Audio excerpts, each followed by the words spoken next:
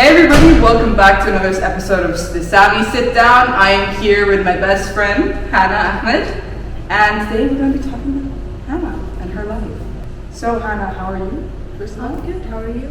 I'm great, I'm doing fine, I'm excited to have you here. I'm excited to About meet you. Alright, so my first question I have for you is, you're in the national team, right? Yes. The women's national team. So how did you start playing football? Well, it's actually kind of a funny story. I wasn't allowed to start playing football because it's a boys' sport. But I used to play behind my parents' backs at school and join the tournaments there. That's how I got better by time. I was playing behind their backs for like a good 2 to 3 years. How did you manage to keep that a secret? Because they didn't know about the tournaments, so whenever I'd go or something, it was okay. Mm-hmm. They didn't know. And I just faked the signature, honestly. on Don't the do that. tournament papers. Do not do that. That is very wrong.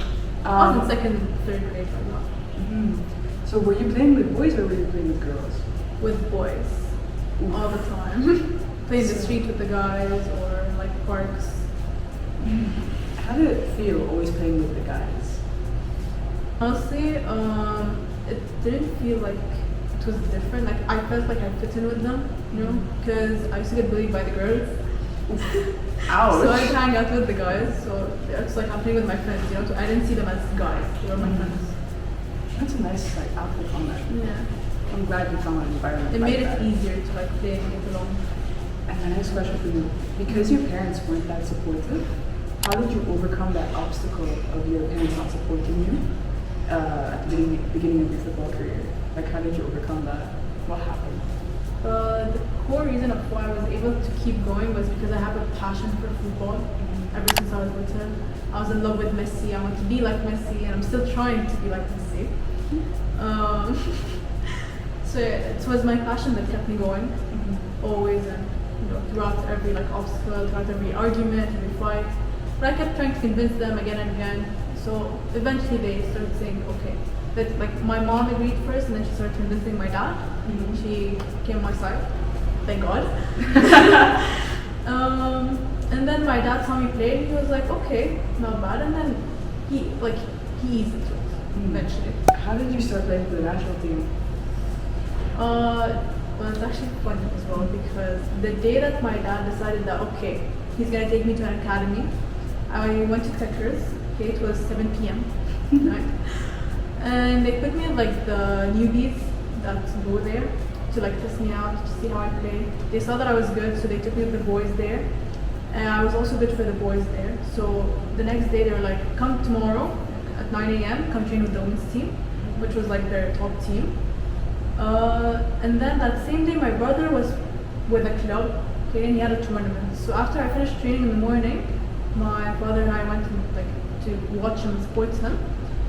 And between his breaks, I went and I played with him, and coincidentally, there was the owner of the Rafah club here, and he saw me shooting, playing from far, and then he came over to me and he was like, "Hi, do you play anywhere? Do you do anything?" I was like, "Talk to my dad." Just talk to my dad. And then he was like, "The national team are having tryouts right now, and they're training at night at 6 p.m. So try to come by. It'll be nice and everything. I saw your daughter, she knows how to play, she's good," and so on. And then I went, and that's where it started. Yeah. When did you start playing for the national team? When was the tryouts? I think it was 2016. 2016. Yeah. How long now? That has been 6 years. Yeah. 6 years with the national team. More Can to you tell us come. a little bit, inshallah. Can you tell us a little bit more about your national team experience? Your tournaments, your camps, everything about it. Well, I started off as sub, obviously, and I stayed sub for 2 years because, first problem obviously is I'm Egyptian, so I could really play in the national tournaments. I didn't have a passport, but I kept going to trainings. I kept showing up. I kept putting in the efforts, even when there was really few people at training. I would be one of them, maybe. Because I really love the game. So I kept going either. Plus it was I'm playing for free. It's not like my dad's paying for an academy or anything. Playing for free, I'm gaining, I'm learning more. getting a better touch on the ball and everything. So it's like, why not? So it didn't bother me much that I couldn't play in the national tournament, but it did bother me being sub, obviously, for 2 years. But it was worth the wait because eventually he changed the whole formation of the team just to put me in a certain position, which was center defensive mid, and that's my position right now. She's good at it, 100%.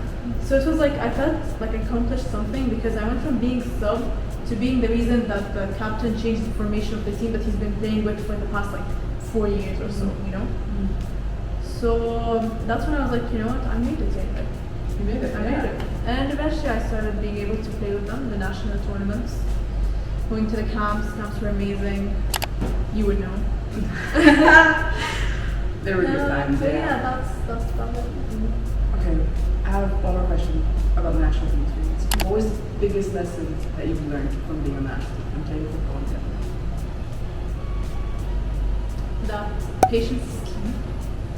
That's one lesson. And the second lesson is that don't give up, for sure. That was definitely a huge lesson. Because if I had given up, like 1 year in, or like let's say a few months in, just because I was sub or whatever, I wouldn't have gotten to where I am today. Like I played with the under 18, now I'm playing with the under 23. I played with the women's team, went to the tournament with them. Like, so it all had to do with patience and like my passion kept me going at the end. That's very admirable. Okay, so Hana, you were valedictorian in Al Hikmah when you graduated. So how did that make you feel? It made me feel. Honestly, the feeling is indescribable. I'm not sure if that's a word, but like it was really indescribable. Because it was always a goal for me. Ever since I was a kid, I like being number one. You know, I like getting the full marks. I like seeing 100 out of 100. Like I have to see 100 out of 100. Yeah. But that's not possible with university, so you have to lower your expectations.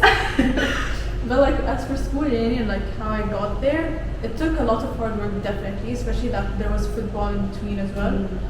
So it was a pretty packed. Social life was dead. My social life though was with the team, so that made up for the other part of the social life, you know. It's okay. But yeah, it took a lot of hard work to get to where I wanted and achieve that certain goal. So being valedictorian and like with football and everything, how did you manage your time? Not gonna lie, I'm very bad with time management. But I kept pushing through, even if it was like last minute. Like I knew I had to do something, even if I procrastinated and left it to the last second. Like okay, then I'll work that last second. You know, like every second is worth it. And yeah, eventually I was able to manage because I wanted it, you know. And ever since I was a kid, I never got anything through like people or like through knowing someone, like anything. Like I always worked for what I wanted, and that's how I used to get things when I was younger, and still doing it. But yeah, I just knew if I wanted it, I had to work for it. I can't just be like, oh, I'm gonna be valedictorian and like just sleep and like neglect studies and everything, you know. I had to actually work hard for it. So it was about determination at the end, because obviously there was no motivation. Obviously.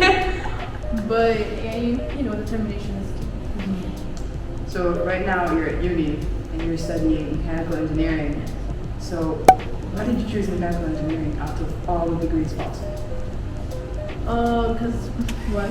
I'm in love with cars. Absolutely in love with cars and speed. And one of the projects that we're gonna be doing in this major is building a court. You know, like we're actually gonna build an actual cart and the engine and everything, like from zero, from scratch. You mean like a go-kart? Yeah. Oh my god, that's so cool. I didn't know this. So I was definitely like, I'm going. Like that's it for me. I'm going. So yeah, I see myself in the car industry. I'm not sure what I'd be doing later on, but like you never really know what you're gonna do in the future. But like right now, I'm doing something that I enjoy, even though there's like no girls. The only girl, and it's not easy, but if you're suffering for something that you love, okay, like for example, I wanted valedictorian, I was suffering for it, right? I want to play for the national team, I want to like keep playing football, I suffered for it from A to Z. Even like when I was playing the national team, to get to where I wanted, that was also like some sort of like, that was a challenge, not some sort, that was a challenge, you know?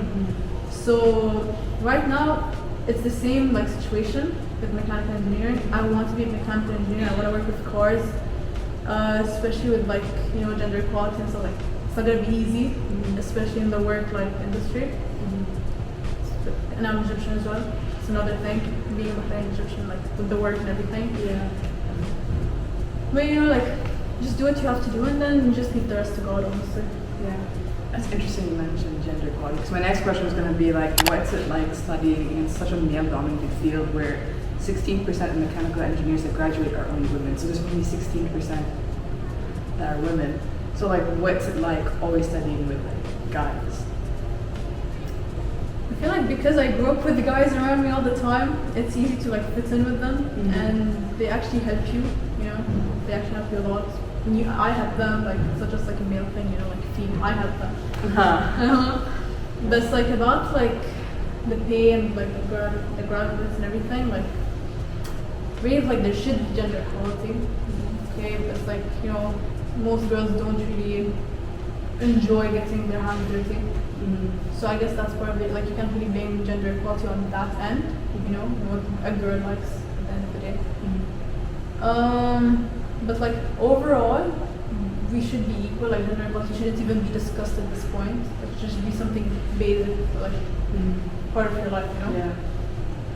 So I don't know. Just as long as you're doing what you love, the circumstances that are like all the obstacles around you, everything around you, you can juggle it. As long as you're doing what you love, it's gonna be worth it. Okay. Last question for you. So, as a woman studying in a male-dominated field, I'd like to hear your thoughts on the gender pay gap. So, right now the gender pay gap is 83 cents to $1 US dollar.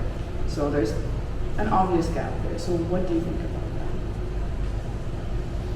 that? Again, gender equality should not even be discussed at this point. We should all be equal, because I get that they say that men can like handle more and whatever, but like women can handle the same. Even though, okay, we get there are like certain times where, like it's hard for us, but like I see women every day, they're pushing through, like pregnant women are still working, you're holding a whole like life inside of you, you're still working, you're still doing your thing. Like, it's not an excuse, it's not an excuse for them to be like, oh, women deserve to be paid less or whatever. And let's say they want to use it as an excuse. Okay, that's for like certain period of time, but like overall, when a woman is working, she's still putting in the same effort as a man. She's still putting in the same time as a man. She's still like giving her all as the man there. Like it's all the same. So at the end, they should be like equal with money, with the job that they get. If a woman wants to like be a civil engineer and like work in the sun, like they can't just be like, oh, that's just for men. Yeah. It's up to her. If she wants to go for it, then why should you say no? Who are you to say no? Because you're a woman. Like, what kind of excuse is that? All right. Thank you so much for coming today, and that's a wrap. Thank you for having me. I'm very glad to be here. Hope you guys enjoyed.